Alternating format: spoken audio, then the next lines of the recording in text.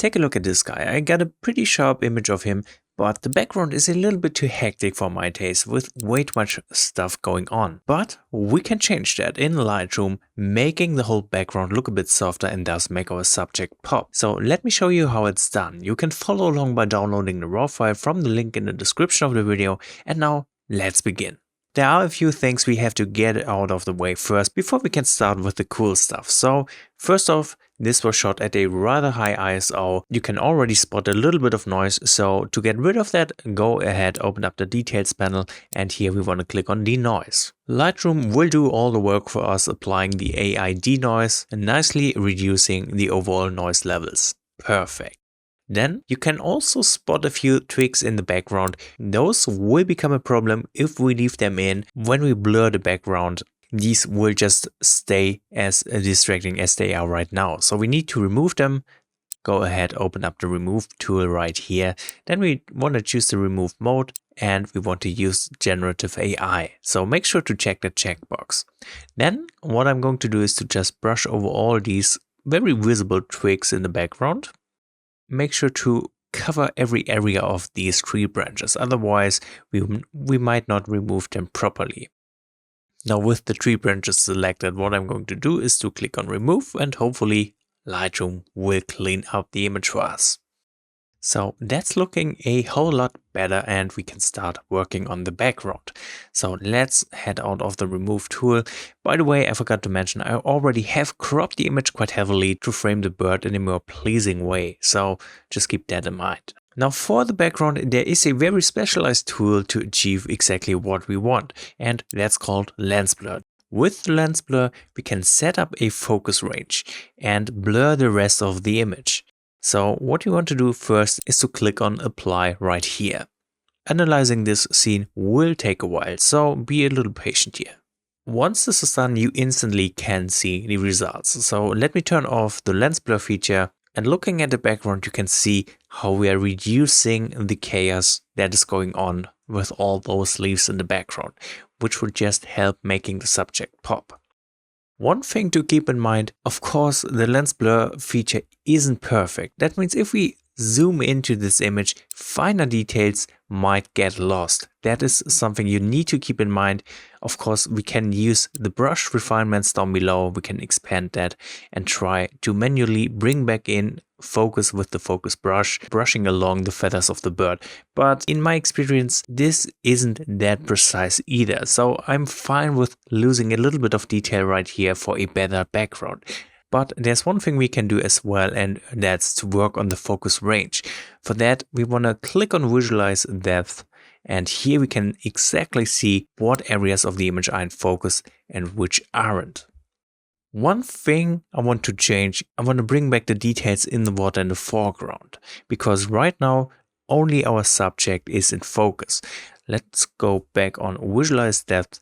You can see right here in the bottom right corner, this area isn't in focus. So I'm going to grab the focus brush and I'm going to just brush in the focus right here in the foreground for the water. Just like that. I want to have these visible details on the water surface like this. But other than that, looking at the focus range, this is looking pretty good and it's exactly what we want. We can still improve it by bringing up the blur amount. Again, keep in mind, we kind of lose a little bit of details around the bird. But if you're not pixel peeping, you will not notice this. So for me, that's totally fine. Also, we can choose between different kinds of bouquet. This might help improve the background further. So it's always worth to just click through those types real quick. I think I'm going with the second bouquet right here, and that's about it for the lens blur feature. So let's take a look at before real quick. You can see it's a huge improvement to before, but there are still a few things we can do. At this point, we can start working on the basic tonal adjustment. So let's open up the basic panel. First off, I'm going to change the profile to Adobe Landscape just because I like how this is looking on this image. Then the whole shot is a little bit too bright. I want to change that. I'm going to bring up the exposure.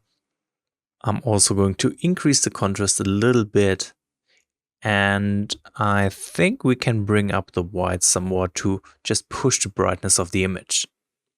Okay, now the white balance also seems to be a bit off with some very subtle blue color cast. So let's change that. I'm going to very slightly bring up the temperature. And I also want to bring down the tint, making the green tones of the image more intense this way. But that's looking good.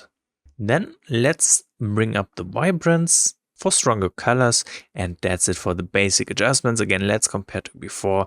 And again, looking much better with the adjusted brightness. Now we can use masking to further tweak the background. So let's open up the masking panel. I want to play around with the light of the scene, making the left side of the image a little bit darker and adding some kind of light effect coming in from the right side. Also, I want to work on the subject. So there are a few areas which we can work on. Let me start on the left side. I'm going to use a linear gradient covering pretty much the left side like this. I want to make it darker, but of course I don't want to change the subject. So we need to modify this mask by subtracting a subject mask. That's looking pretty good so far, but the foreground is also selected, which I don't want. So I'm going to subtract another mask. This time I'm using a linear gradient, just taking out the foreground like this. And with the mask setup, how can we make this side of the image darker? Simply by pulling down the exposure. Making the background darker like this will not only help to make the subject stand out more from the background, but it again will help reduce the chaos a bit in the background. I'm also going to reduce the contrast, and I want to bring down the whites as well. Again, further making the background darker. I do think I want to adjust the linear gradient a little, so we are affecting a bit less of the right side. So I'm just shifting it further to the left. There's one more thing we can do to make the background look blurrier. So with this background mask, I'm going to go down into the effects panel right here, and we are going to use negative texture. Let's bring it all the way down, and let's use negative clarity just to blur the background slightly more. We could also bring down the sharpening if you want, and maybe increase the noise reduction to really go crazy here. So let me turn off this mask to see the difference from before to after. All in all, looking much better. And those are basically the tricks we can use to work on the background of an image like this. Of course, there are more things we can do on this shot, so let's continue. I'm using a new linear gradient, which I'm going to place over the foreground, because I want to have some more structure in the foreground. And I'm going to start by increasing the exposure very gently like that, just making it a bit brighter. Then I'm going to add texture, which will help boost the details. And I'm also going to bring up the clarity. Alright, that's looking great. Then for that light effect coming in from the right side, I'm going to use a radial gradient. Let's make it very wide and very thin like that. I'm going to rotate it a bit just to make it look more interesting. I'm going to place the center of this radial gradient outside of the image to have a more natural effect. And again, we don't want to change the brightness of the subject, so we want to subtract another subject mask. For the light effect itself, all we need to do is to bring up the exposure. I'm also going to bring up the whites to make the light more intense.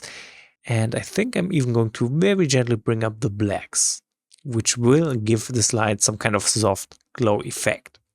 Okay, that's looking good so far. Next up, I want to work on the subject itself. Let's create a new mask and choose Select Subject. I think that's looking pretty good. There's a bit of that tree log selected at the bottom, but I don't think that's a big deal. What I want to do for the subject is to add a bit more contrast. So I'm going to start by bringing down the blacks. I'm also going to bring up the clarity, just to boost the midtones contrast. And I want to bring up the texture, adding more sharpness to the subject. And we could even bring up the saturation just a little bit. So right around here, looks pretty good to me. One more important thing for the subject is its eye. We can improve that quite nicely. For that, we want to zoom in. So let's click right in here, go back into the masking panel. And to target the eye, I'm going to use a new mask, and I'm choosing the brush. Make sure the brush feather is set to 0 to get a nice hard brush. And then just brush along the eye like this. That's looking pretty good. To make the eye pop, I'm going to bring up the contrast first. This kind of makes the whole thing a bit too dark, so I'm going to also bring up the whites. And for some more punch, we could bring up the clarity. That works really well on eyes like these. And we can play around with the colors, bringing up the temperature, giving the eye more of a yellow color tone this way. And we can bring up the saturation as well. Okay, that's looking good. At this point, we can zoom back out. And finally, one more thing I want to do. Let's create another subject mask. This time I want to target the bird's head. So let's click on those 3 dots right here. Go to intersect mask with and choose radial gradient. Now I'm creating a radial gradient around its head. That's looking pretty good. I want to further push the contrast of this area because I think it's kind of lacking contrast. So let's bring up the contrast slider. Let's bring down the blacks. And let's increase the whites. Beautiful. So I think that's it for the masking adjustments. Let me turn off all the masks so we can see the difference from before to after. You can see we have created some really nice light effect, making the subject stand out. Now we can focus a bit on the colors. So let's head out of the masking menu and go into the color mixer panel.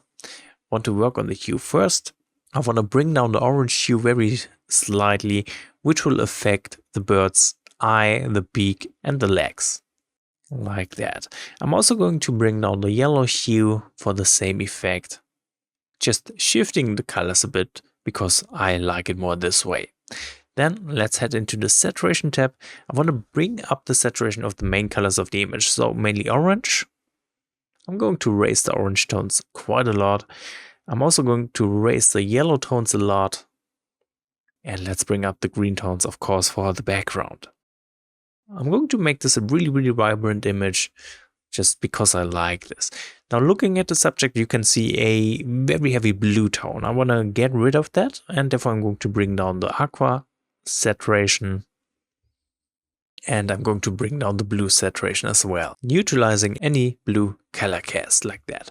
Wonderful. Then let's go down into the calibration tab, and here, just what I do for all my images, bring down the blue primary hue and bring up the saturation some more. And that's basically it for the color grading. Now the only thing left to do, of course, the sharpening, and again, therefore, we want to head into the details panel one more time, then drop the radius all the way down, increase the details all the way up. Of course, you want to apply some masking. Make sure to hold down the Alt key so we can nicely target the subject like this. And now let's bring up the amount of sharpening, and we are done editing this image. So I hope you can make use of this technique, making the background of your wildlife shots a little bit blurrier and more cleaned up this way. Let me know what you think of this technique. If you have any questions left, feel free to ask in the comments, and thank you so much for watching this video.